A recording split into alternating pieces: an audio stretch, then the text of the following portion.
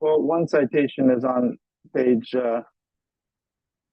let's see, Taf Kuf Lamed Aleph, which would be If you 900. don't mind, just post it because I already started the recording. Oh, sorry. No, just post it on the WhatsApp for me if you don't mind. Okay. Thank you. I'm going to start the recording now. Yeah. Good morning. We are continuing studying, reviewing the conclusion of Hemshech Ayin Beis, and we are on page 1412, Aleph Tov Yud Beis, where interestingly the Rebbe Rashab has returned to the beginning of Hemshech Ayin Beis, connecting what we learned there to what we're learning now.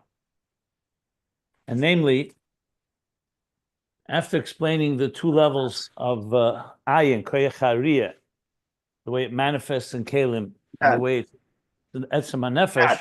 I'm in my class.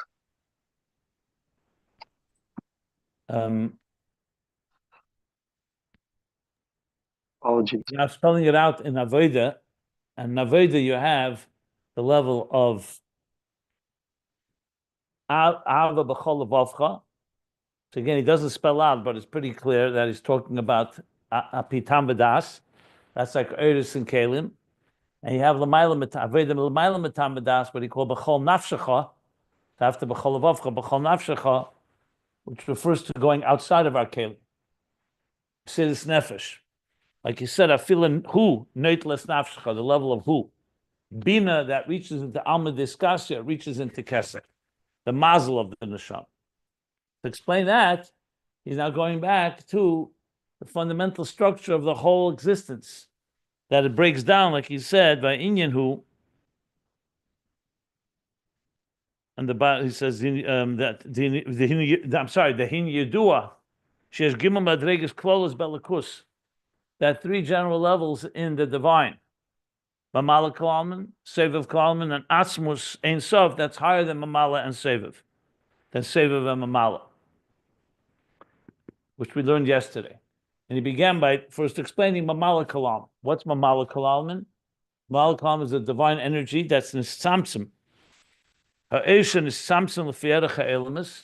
This is a divine energy that's already diminished and concealed and basically channeled, commensurate to the worlds, and it comes in a slapshus pnimi. In Koyach HaNefesh, those are the Koyachas pnimim, like Koyach HaAyin, Koyach HaRiyah and the Ayin, the power to see in the eye, the power to hear in the ear, power of Seichel in the mind, where it's mislabish, it manifests in that local area, that locality, that part of the body, and it's also in a way that you can feel it, you can sense it. Murgish, and it's lefi eifan hachemer, as we explained. So the faculty is commensurate and proportionate to the keli that is containing that faculty. The same thing lamaila, every elam, every nivra, everything in existence, not just in the physical worlds, also in the spiritual worlds, has an er v'chayis aliki that manifests in that level. And in general, that's the er hakav, the kav that is nimshach after the tzimtzum, which that's why it comes as a kav, creates milo mata, a hierarchy of higher and lower levels, medida, measured each level according to its needs. That's Memaleh Kalman. What is that in Avodah? That when we contemplate how everything in existence is really divine energy within it, and that's the ikar, because that's what gives it this. That's what gives it existence. Without that, there's no existence. And you come to the point where you can sense it. Like a person feels within himself, the chayis within his body, within every part of his body. And the same, and specifically when he also understands the eifan chayis, not just that there's chayis, but the manner of chayis, the chayis that's different. Proti hamadregas, esas sfiris, chachma, bina, each one has its own particular divine energy, commensurate and fitting, tailored to its particular level, particular structure. So that is Harihu Meseir Ba'ava. That causes one to want to connect not to the outer surface of it, but to the inner divine energy within everything. That he strongly desires and longs to connect to the Elikus, and very much wants to reveal it,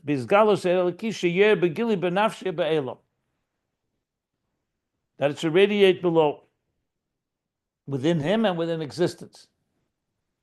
It's something like, just to give a very simple example, if you don't know your potential, so then you live your life every day according to whatever you're able to do, you do. But let's say you meet someone, a mentor, a coach, a mashpia, a rebbe, and they suddenly show you, they show you that you have so much more potential. However they show it to you, either they show you, they challenge you, or they see and demonstrate that you have more than you think you have. So as you recognize within yourself new levels of potential and potency and power, obviously the natural healthy person then desires, mistakik, to express it. If you're not aware of it, you're not aware. But if you're aware, that's the whole point of his bananus. When Rambam says, how does a person in Hilchos Deis, how does a person come to love and revere God? So he says, Kishi is bainin. You contemplate. Being that God is not visible and not apparent, and if you're not going to think about it, it's not just going to emerge. I mean, we're not talking about a moment of grace or a miracle. So you have to think about it. And how do you think about it? You look at the world like Avram Avinu. He looked at the universe and said, who put Yesh Balabayis, Lebirazu, when you see such organized design, who is the designer? Who put this in place? I want to meet the artist the architect and artist that created this beautiful world, created me. So essentially, awareness of something, and especially understanding how important it is, how it's critical, creates this shukah that he said. However, this is the ava that comes from a mal kalaman. Like he says, Omnam avazu is bahagbola. It's defined, it's limited. Why? Is bonus, because according to these bonus, every bonus has its own parameters. Commensurate to each individual's capacity to contemplate and to understand and to in depth connect with das, to godliness. He doesn't say explicitly that it's bagbola, because you're also talking about the Elikus bagbola.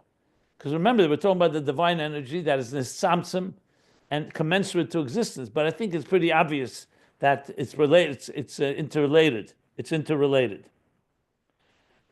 And additionally, he says, and generally, this ava is not about our what's the word I want to say? Suspending or stripping ourselves from existence. It's bringing Elikus into our reality, because you could have two types of ava, as we're going to learn soon, the higher level of ava. There's an ava that you love something, you want more of it. That's ava, what he calls hamshocha and gilui. And then there's an ava where you lose yourself and you want to join and be absorbed in something greater than yourself. So he says this ava is not aliyah v'iskalus, yitziyah megeder kelim. It's not going outside of yourself. It's not like losing yourself in the presence of something greater. Adarabe, kim adarabe, he bechinas hamshocha, bechinas gili er. And that's what he desires. As you connect, like let's talk, going back to my example, you discover deeper potential. It's not like you lose yourself. On the contrary, you want to actualize that potential. So you want to actualize the godliness that you've become aware of. That till now, you've been living on a level where you just saw the surface of existence. Now that you realize that beneath the surface, so within everything, there's divine energy, and that's the primary force in the ikket, like he said. So now you want to reveal it. So it's hamshacha v'gili. That's his desire. B'chinas pnimius. So too, there's dvekas that the person is seeking to connect to the Eir Eliki.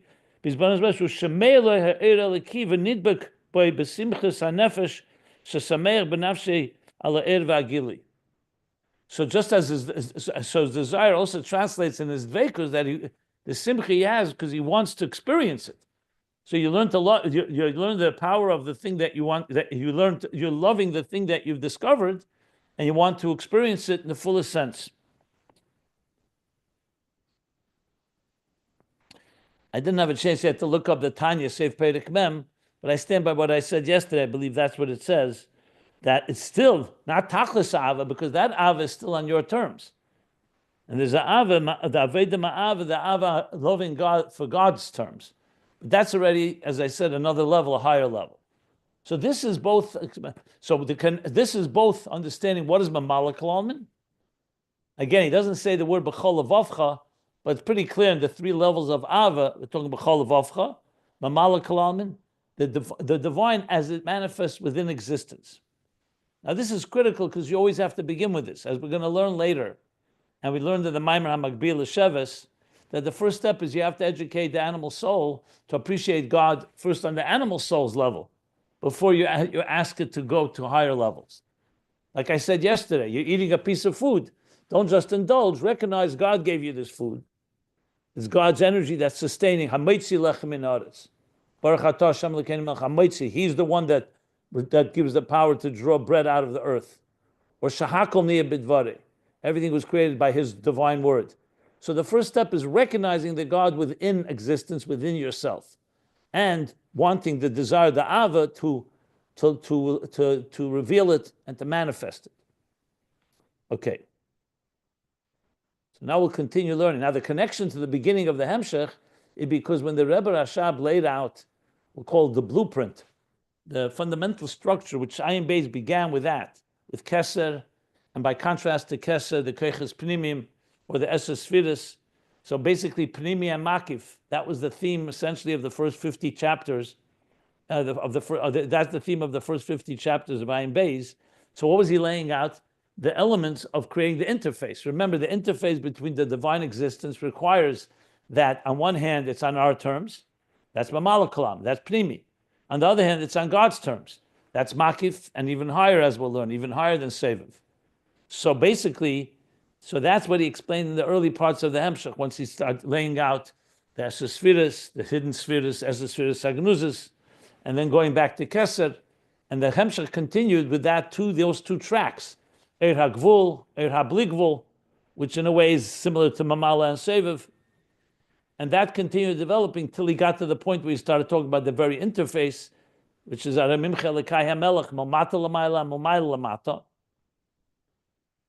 And then began a long discussion, how you do it. You elevate Elikai HaMelech, which is Memaleh Kalalman. Elikai, Elikim, HaMelech, Malchus, that's the divine as it manifests in existence. Aramimcha, you're lifting it up to where? To Keser, to Remamus, to Makif. And then that's through Tefillah primarily, davening. And then came, on page 1350 in this volume, and now let's talk about the Hamshacha Mamayla Mata, to bring from Aramimcha, from Keser downward, into Elikai HaMelech, from Sovev into Memaleh. So now when you think of it that way, you see, as he's connecting it here, which is like really tying it together, we don't have to speculate. He explicitly says that, like we discussed at length, and he mentioned Commission is Bar Le'il Be'erech. He said, it was explained earlier what Memaleh Kalalman is, at the bottom of page 1411, what a Memaleh Kalalman is, and that will now lead us soon, we'll learn about Sovev Kalalman and even higher.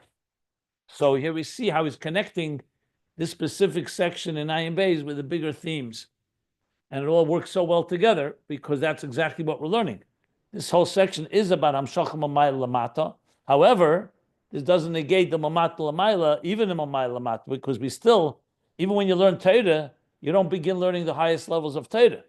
You start learning, as I said, Aleph Beis and Torah Tziva Lanu Moshe, Bechamish Lamikra, Mutfa, Murgish, Muskel, we grow stage by stage in order to first integrate it, and then we grow to higher levels. So there you have all the connection between the central theme and where we are right now. And in the language of Neshamas and Torah, if we're talking about the Neshamas as they are below, they live and they're in a state of concealment and darkness, and they need siyua from Torah Eir, from Einei Ha'eda, the leaders, teachers, Sanhedrin, and as well as from the Malachim, as we'll learn soon more in detail. He hasn't really discussed how Malachim support us. He just spoke about Malachim being a lower level. So the neshamas begin first being mikabel and receiving from that oir in order to grow. And ultimately, the neshamas will reach and will reveal the level as they are higher than all these levels. And that's when the neshamas are mashpiyah. Like etzem koyach hariyah, in contrast to riyah inside the eres bekelim, the vision within the eye, the physical eye, that has its limitations and needs an outside light to illuminate. So that's the overall connection. And of course, it's going to connect to Magbil Shabbos, where he also begins Shema Yisrael, least of Ahavta b'chol levavcha. Even the Nefesh Habamis Shnei Yitzarecha also loves God. That's more on the level of Memaleh Kalamin. Then he's going to talk about Ner Mitzvah and Torah Eir. And ultimately, understanding what it says in those Maimarim, and what we learn here, comes to the total joining together, as he explains in the Mittler Rebbe's Maimar and Ayin Beis. That's where Ayin Beis stops in the middle of it. The joining of Yechudei Tata and Yechudei Lo, all in one larger union, a seamless union between Memaleh and Sovev, basically, which is what Atzmus does. The union, so there you have all three, Yechudei Tata, Yechudei Lo, Memaleh, Sovev, and then Atzmus that joins the two. I said yesterday, it doesn't say those levels explicitly here, but definitely it includes that, and we'll see how that develops as we continue to learn inside. So, with that said, ready to go to the next paragraph. Unless anyone wants to ask anything, I'm happy to take any questions. Okay. So now he continues. So the new paragraph on page 1412. And the pages can be found at ayinbeis.com. Everything we said now is still Memaleh Kalam. Ach b'chinus Memaleh Kalam harizerak ha'ora shebe'ein arech l'gaba atzmus erein sof. Memaleh Kalam, by very definition, is telling you is the divine energy that comes, that's the tzimtzum, that's diminished and concealed, the kav, after the tzimtzum. So that means it's only a reflection. It's by no means all of the divine. It's divine energy, but it's a divine energy that's tailored to and customized and directed to each specific creation and each part of each world and each level in Ishtalshlus. So Ta'ara Shebe'ein Arech, that's infinitely distant, L'gaba Atzmus Erein Sof, when you compare it to Atzmus Erein Sof. Now, when he says Atzmus Erein Sof, he doesn't necessarily mean the third higher level. He just means, as we'll soon see, means everything higher. Atzmus Erein Sof is a broad term here. In other words, Memaleh Kalam is just one aspect, or a reflection, I should say, of the divine energy compared to Atzmus Erein Sof that is unfettered and not defined in any limited way. And we're now going to learn. We're going to learn about Sovev Kalam, and then later we're going to learn about Atzmus, the third level. So it's Ukamesha Kosev, and this is hinted to and alluded to in a pasuk. It says Ki imcha moker chayim. So what do you mean Ki imcha moker chayim? Why don't you just say Hashem, who Ato moker chayim? You're the source of life. What's imcha moker chayim? Which means like with you is the source of life. So he's going to explain, because imcha tells you does not define him. The gam moker chayim the ilamis, that even as Hashem is a moker chayim, the source of life of the worlds, hurak imcha, that's only tofel ubotel lecha. You say imcha, it's with him. That doesn't define him. Imcha moker chayim. It's like saying here's a great entity, and I don't say he happens to have, but just for the record, he also has the power to be the source of life. So moker chayim is only a level of imcha with you. Imcha v'tofel botel lecha. It's tofel. It's secondary. Tofel is also, I don't want to use the word. It's not inferior. Is not the right word. Tofel meaning it's almost nullified in the presence of, you talk about all of the divine. So even in the context of, let's say, mathematical numbers, what is the finite number compared to infinity? We know 1 and trillion, zillion, whatever, as high as you go, is equal compared to infinity. So that's like bottle and tofel. Now, what do you mean? It's trillion. If someone says to you trillions of dollars, it's not exactly like $1. Yes, that's in the world of the finite. But compared to the infinite, they're both trivial because they're both finite, ultimately. And a trillion is essentially trillion singles. Yes, it's in the terms of money and materialism, it's very, it's quite impressive. But in context, so imcha, and that's in the physical world. How much more so when you're talking about godliness? Aval atzmus edein sof. So Mokkah Chaim is already defining God who's the source of life. But atzmus edein sof, which means God on his own terms, not as he's a Mokkah Chaim, as he's a source for the life of existence, the source of sustenance. He's beyond any manifestation in existence. So go back to the example I was giving. When you make a bracha on bread, you tell a child, you're eating a piece of bread now. You washed your hands, you're making a bracha. What are you doing? You're acknowledging that's not your own bread, not self-made. Hashem blessed the earth with the power to allow things to grow. You plant seeds, which also come from God. And then, from the seeds comes grain. The grain then, through the whole processing of grain, that ultimately ends up flour, mixed with water, you bake bread. If the child then asks you, so is that what Hashem does all the time? He's busy creating the ingredients for us to eat bread, or for that matter, to drink water, or to eat Beida Mina Mizenis, or Beida Priya Gofen wine, or Beida Priya Eitz, fruit from the tree. You say, of course not. That happens to be, that is one of the things God does. But God is not a farmer or the source of all farming. God is beyond it all. But that's already another level of discussion. You don't begin by explaining a child all those levels. First you say, just recognize that everything in this world is a bracha from Hashem, or in the language that he's saying here, is the divine energy within everything. Like he says in the pasuk, Lo ya'al lechem levada yichya adam, Im ha'meitze pi Hashem yichya adam. It's not on bread alone that a person lives, but it's on the meitze pi Hashem, which is the words that come from meitze pi, from the mouth of God, that give life to the bread. That's where it comes from. So that's Memaleh kalam. But if you're talking about atzmus ein sof, l'maylam b'chinas eslapshus eilimus, v'hu b'chinas chai be'etzem. And if you want to talk about him in the context of a source of life, Mokkah Chaim means he's a source of life. That's like saying a reservoir of water is the source of the water that we get.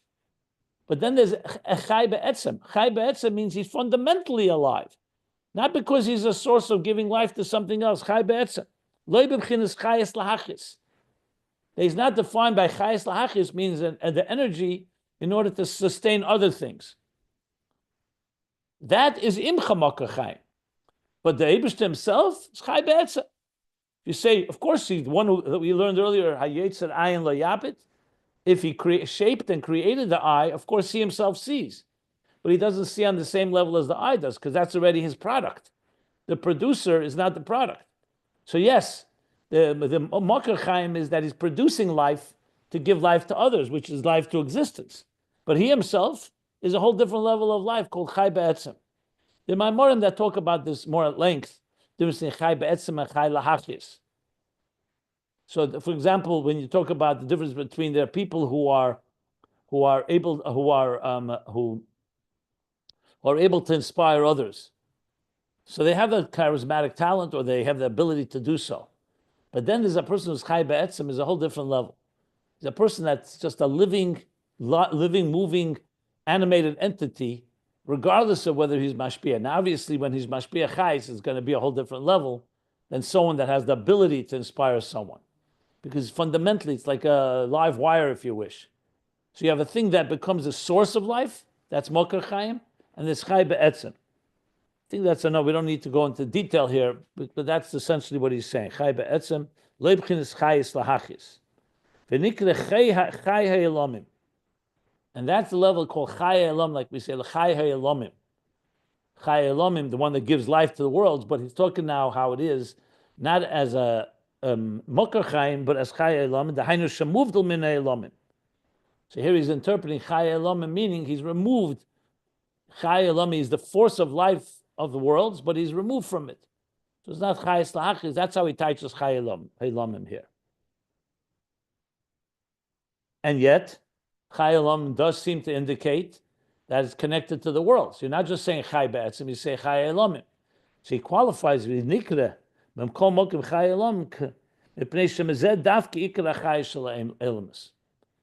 is an important point. It's in the parentheses here, because so why we call Chai Elam?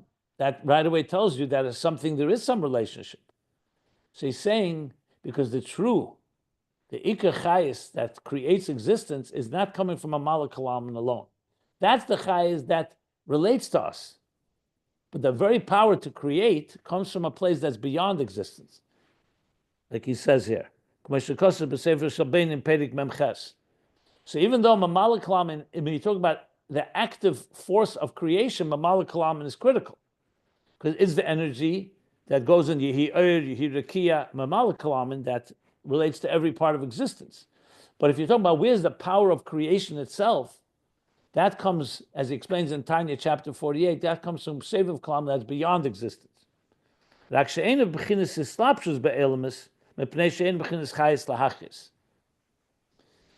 Only thing is, it's not manifest in a pnimis dikislaptus man because it's not a chayis lahachis, it's not an energy to give life, but it's the source of energy.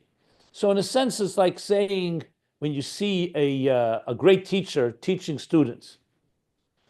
So when he's teaching the students, you don't really know what kind of power he has, because you could also say, we don't know how great he is because he's not revealing all his power. But the fact that he can teach, let's say, beginner students, will reveal the fact that that's because he comes from such a brilliant place that he can go down even to beginner students, where another teacher who may not have that level of profundity may not be able to teach beginners. He can only teach students that are more on his level. So the power is coming from a deeper place. But what is actualizing is a Memaleh Kalam energy. So it's called Chayis, so Sovev Kalam then would be the source of life, but not as Mokar Chaim as it relates to existence, the source of life, because simply it's coming from the essential power of God to create. Chassidus explains the following: Memaleh Kalam, because the energy is tailored to existence, so in a sense, it's the Ayin and the Yesh are closer to each other. To create, Yesh Ma'ayin needs a power that's outside of the realm, like we say, to create something needs something outside of the system that it's creating. That's Sovev Kalam. It's the very power to create. And Memaleh Kalam is carrying the energy within and energizing every particular part of creation. It would be like the difference between the very connection of the soul and the body that God has to do. Once they're connected, then each part of the soul enters each part of the body commensurate to that part, the power of vision in the eye. But there's a deeper koyach hamafil lasis, a deeper power that's keeping them together all together. And then there's, as I said, the specifics. Okay. It'd be like an example would be like you need the king's decree to rule on something. The king passes a law. Only the king can pass the law. But who implements the law? And who actually, like we learned earlier about malachim hashgacha, who distributes and who addresses the details of the laws, that's already people the king delegates to. So there's the power that comes from the very king. He gives the ruling or the decree, the ironclad, this is the rule, and then it's interpreted and explained and distributed, so to speak, by the next levels, which is, so Sovev Kalam is the creative force, and Memaleh Kalam carries that into existence, commensurate to existence. That's the two levels he's talking about here. Can you take a few questions? Let me just finish the topic, because often you have the whole picture, either some question will be answered, and if you still have questions, I'll be happy to take. So I would wait for a little more, for me to just read another 2 lines I want to read. And now he says, V'hainu, this level that we're talking about, that's beginnes Erein Sof HaSovev Kalam. This is the level of Erein Sof HaSovev Kalam, the Erein Sof that's beyond existence, Sovev Kalam. Shurak beginnes Makif Ala Elms. In contrast to Memaleh Kalam, which is Pnimi, an energy that permeates and penetrates and enters into each specific detail of existence, and with the parameters of those of existence, now we're talking about this makif ala elmas. V'lo yesh b'zeh hischalkus milo mata. Again, in contrast, Memaleh klam, there's milo mata, there's a hierarchy. Sovev klam is an equalizer. That's why in the Keiches HaNefesh it would be HaRatzon, because HaRatzon doesn't have a particular location. When you talk about Seichel and Midas and all the 10 spheres or the 10 faculties, so Moichin is in the mind, that's higher than the Midas. There's a hierarchy of higher and lower structure. Sovev Klam is an equalizer. That's why Sovev, like a circle, what's the top or the bottom of a circle? There is no top and bottom in a circle. In a line, like a kav, there's the higher part of the kav and the lower part of the kav. That's the whole point of a line. There's a hierarchy. Whereas a circle, or in the context here, spiritually speaking, conceptually, it's an equalizer. So it's beyond. So this is now another level. He hasn't yet explained what the Ava is, the hisbonenus of it, because like he did before, first we explained the level of Memaleh Klam, and then we explained the contemplation of Memaleh Klam and what it elicits in the love that we have for God, in drawing God within us, revealing godliness within us. Now he explains Sovev is beyond, and soon he'll explain the Aveda of Sovev, which we're going to see is B'chol Nafshecha, not B'chol Avavcha. Okay. So here's a good place to break, to stop, and I'll take any questions. So I have two questions. They're very different. So you pick them, please, in the order you think makes sense. So the first question is, he says that the level of well, I think his Atmos is B'chinas Chai Be'etzem. So is that to say that I am not Chai Be'etzem? I'm some kind of life that's not essentially life. I'm some manifestation of that Chai Be'etzem? When you say I, you mean you as a person? I mean Yitzchak Weiner, yes. And all of us. Yeah, you can't create anything, can you? Well, I don't want to get into details. I can, with God's help and my wife, I can make a baby. But but that's because God gave you and your wife the power to. Without God, that's not happening. That's because God allowed us to be partners, and then you need a third partner to give the soul. So yes, but that would not be. That doesn't make you a chai ba'etzem. That means you were given the power to propagate, to perpetuate. But we can't create. So we for sure. I don't even know if we're chai lahachis, to be honest, because you could say we can support others, but we don't give life to anyone in the real sense of the word. It's sustain their vitality perpetually. I see. Especially once your child is born, the child it's out of my hands. Yeah, I'm not talking about the nurturing of the child. I get it. It's it's vitality. It's life energy. I hear you. Yeah. Okay, so that was question one. Thank you. Question two. It would be like the difference. I'll tell you what the difference between a mayon, a live wellspring, and let's say a river. So a river can provide water, but it's not a chai ba'etzem, because ultimately the river itself is receiving the water from somewhere else. A live wellspring is that's why it's called mayim chayim, actually, because it's connected for some reason to the inner, I guess, under the deeper part of the earth where it produces the water, and it's a very different level. That's why you need mayim chayim for certain things. For purification, you need a live wellspring. It's not enough to have just a mikveh, a independent, a stationary body of water, for example. Yeah. Okay, so the second question, very different. And interestingly, water is refreshing, even if it's not connected to the source. It is chai lahachis. You drink water, it sustains you. So, but just as an example. Yeah, no, it's very helpful. Thanks for the mashal and for the answer. Second question is, and I know you don't. Mapping isn't always such a good idea. So, but this is a mapping question. At what level in the Seder Hishtashlis does a Memaleh Kol Almin begin? Is that with the Kav and the Ak? And what level does the Sovev begin? The Makif is above Ak? I mean, in general. Memaleh Sovev are two forms of divine energy that are everywhere. So there's no beginning. Everywhere you'll find a makif and a primi. That's just the fundamental nature. Just like everywhere in a human being, when you walk, you have both the power of walking in your legs and the power of will to walk. If you don't have a will to walk, which is like the makif, you won't walk. If you don't have legs to walk, God forbid, you won't walk either. So Sovev and Memaleh are two forces that are constantly everywhere in everything. I see. If you want to define it as levels, so he said earlier, so the first place Memaleh really, if you want, manifests in the Shtalshlus is after the Tzimtzum in the Kav. But as we're going to learn, and we have learned, if you may recall, that there's a Sherish for Sovev and Memaleh Lifnei Tzimtzum too. God's, for example, the Oir that is to himself, and then there's the Oir as he's legalis le'ilimus. That would be the root of Sovev and Memaleh. Or the Alos HaRatzon or Kodem Alos HaRatzon, as we have learned and will learn. So there's a root for it. But you have to understand that not geographically and also not linearly.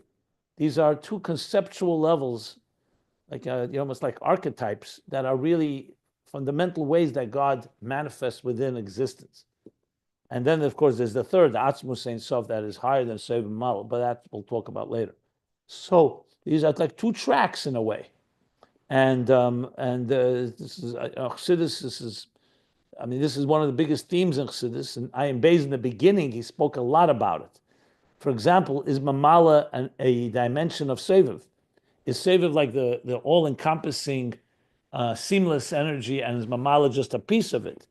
That's also a discussion he had. It's not really relevant right now, but it is relevant much earlier in Ayin Beis, a very important piece. So there's a lot to say about it. So generally speaking, like I say, Kav and Igul HaGadol would be like the Shadish, the first place where Makif manifests, the Igul HaGadol, which we've talked about, the big sphere or the big circle, that remains after from which the Kav draws Tzimtzum. the energy, So that's like a Makif because the first Igul. Then comes the Kav. So Igul, and I mentioned Igulim and Yesher, Makif and Primi, Sovev, Memaleh. Then if you break it down more in microcosmic levels, the Kesser of every world is a Makif, is a Sovev. The Primi of every world are the 10 spheres. Yes. So this is a constant thing everywhere in all of Shtalshlus. So follow up. If Memaleh essentially begins with the Kav begins with Ak. Here's the question. No, the Ak is a creation from the Kav. I would not throw Kav and Ak into the same sentence. Okay. The Kav is divine energy that flows after the Tzimtzum. Then, when you start talking about what does the Kav create, so the first thing it creates is Ak. After Ak will come Akudim. After Akudim will come Nekudim. Then will come Vrudim, Atzilus, Bri, Yitzira, Asiya. So Ak is the first of these worlds. But Ak is not, what with Kav he calls, Kav is Memaleh, is the divine energy. Ak is already a product, a creation. I see. So you're saying that you could say there's a Kav essentially that transcends the level of Ak. I mean, the first transcends everything. The Ak is God's paintbrush that creates all of existence. Ak all the way to Asiya. You mean the Kav? The Kav. Yeah. But can you talk about an immanent energy that's above Ak? I mean, there's no worlds, there's no creation above Ak. So how can there be something immanent? You talk about, what do you mean? You talk about Ein Sof before the Tzimtzum. Then there's a Tzimtzum, a concealment that leaves like a space, Kav, and then the Kav begins to create levels. Oh, that I get. My question is there a Memaleh Kol Almin before there's any Almin? Is there an immanent energy before Kav? The Kav is like you said, the Iker. You said, Chinas Eira Kav. Achlolos is the first manifestation of Memaleh. I see. Okay. Thank you very much. Okay. Are there any other questions? But when Mashiach comes, they both are going to be one and the same, right? The Sovev and Memaleh become one, right? That's not an automatic button you press. No, I understand that, but eventually that's what's going to be. It's one. Not exactly. I wouldn't put it quite those words. There will be a joining of everything because there's only one God. So the way God sees it, that these are all aspects of one God's plan. So if you mean that will sense that unity within it all, Correct. in that sense, yes. I'm not sure Meaning what you mean. They from God's become one. perspective, it's already What do the you mean same. by they become one? I Meaning mean, that from God's when perspective, Mashiach comes, one second, when Mashiach comes, there's going to be a structured existence. There's going to be a correct. Beis Hamikdash. There's going to be Yerushalayim. There's going to be Kahanim, Leviim, Yisraelim. So you can't say that Memaleh Kalam disappeared because you'll have a structured world. When you say one, you have to define what you mean by one. If you mean one is that everything will be permeated with awareness of the one God within Sovev and Memaleh, within every detail, but it's still diversity. So it's not exactly one as a Memaleh Kalam disappears. No. What I'm saying is that right now, from God's perspective, obviously they're one and the same. But from our perspective, they're two different tracks. But when Mashiach why are comes, they we'll be two able to different see it tracks? through God's eyes, as if it were, and be able to see that they're also, like, in other words, we'll be able But to that's see like it through. seeing the oneness within all the diversity. Fine. Correct. Yeah. But the only way to get there is by first going step by step, like I said. First you start first you start with the divine that you relate to. And as you grow in that process, you begin to see the bigger picture. It's like anything. First you have to deal with the small picture before you get to the big picture. Okay? Thank you. Sure. So here for a second time he says, he refers us back to the beginning of the Hemshech. As was discussed earlier at length, ba'erech. It's exactly the words he used by Memaleh Kalam in the previous page. What do we learn? That there's the makif hakloli. So there's an overall makif, like he said there, literally in chapter 1 of Ayin Beis. What is the biggest makif hakloli? The HaRatzon kloli that God wants existence. So think of a person who wants, I want to have a home, but no details have been spelled out. Everything is encompassed in I want a home. So that's a makif kloli. And then there's makifim protim. In this home, I want to have a living room, a dining room, a bedroom, different parts of the room of the home. Each one has a ratzon proti, which is the makif proti of each world.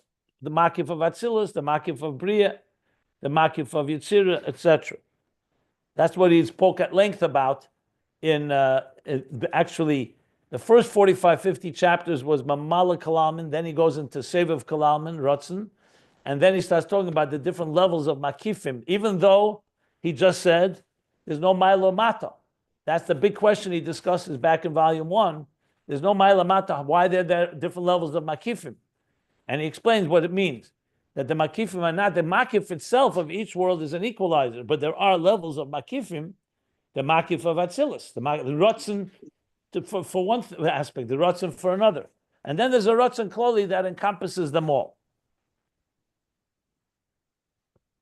Okay. And now he says what I referred to earlier, the root. The sheirish beis hamadregas elu, the root of these two levels. We're talking about Memaleh and Sovev, who be'erein sof shalifnei tzimtzum. They're rooted in erein sof lifnei tzimtzum. So we get a peek now from behind the curtain that even though before the Tzimtzum everything is one seamless divine consciousness, and there's no levels, there's no Sovev, there's no Memaleh, it's all God's presence. Is the Tzimtzum that will allow for Memaleh to manifest the Kav, yet even in so-called in the Godhead, before the Tzimtzum, God is already preparing the ground and gives us a peek into how he's preparing it, that we have the two levels, Bechinas Aleis HaRatzon, where it arises in his conscious desire for existence.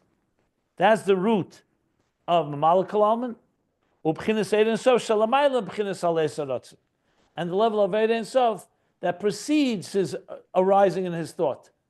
Now, of course, by God, he doesn't need to have a thought, doesn't need before and after, but he's using language like by us. You want a home, it rises in your desires at some age in your life that you want to have a home. It could take years till you actually build a home. And it could take years till you have that desire. Now, embedded within your soul, we know, every human being wants a home. but you're not conscious of it. So there's a level Kodem Ales HaRatzon. In God's from a God point of view, obviously, it's not like he needs to know about his will or doesn't need, but he created levels for us to be able to have some handles, be able to talk about it, so we can relate somewhat. So even though Kavyochel, there's no levels there at all. I'm sorry, it's no levels at all. Kavyochel, however, within that itself, God is telling us that there are dimensions, and that's the root of Memaleh and Sovev before the Tzimtzum. Here he says explicitly, like we learned earlier in the beginning of the Hemshech. Till now, he just said Commission is bar leil ba'erech, which was the beginning of the Hemshech. So why he says it now? Whatever.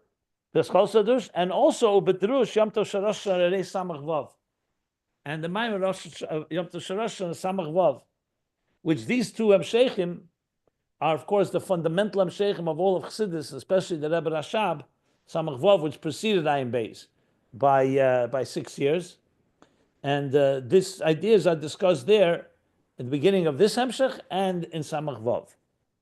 So there you have the two levels. Now, we'll stop here, but the next section is going to be what's the Aveda of this? Because then now, before the Aveda was that when we contemplate on the divine within existence, it triggers and generates a love for that divine. But now we're talking about the level of divine that's beyond existence. So where's the Aveda? What's the Aveda to connect to a level that's beyond us?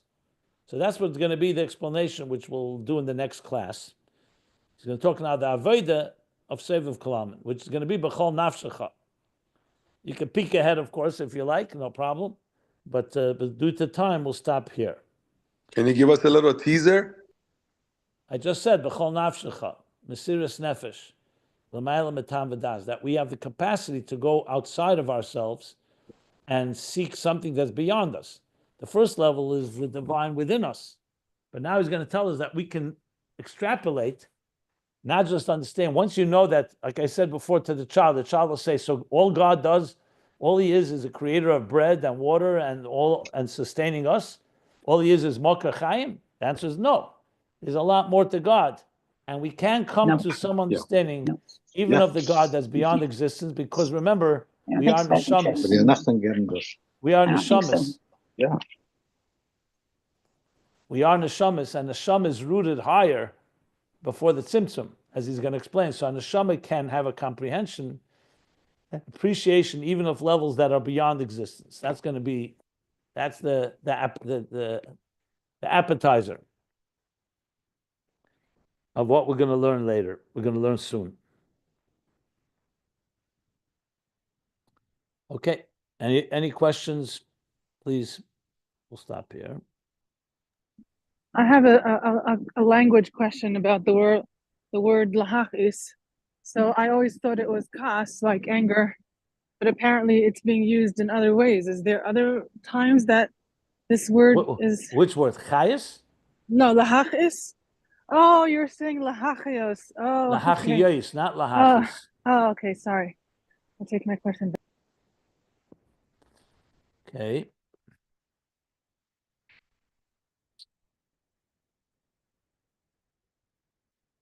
Okay, so let's stop here by the word v'yadua. I'm going to talk about the Hasaga, the Aveda. So let me stop this recording.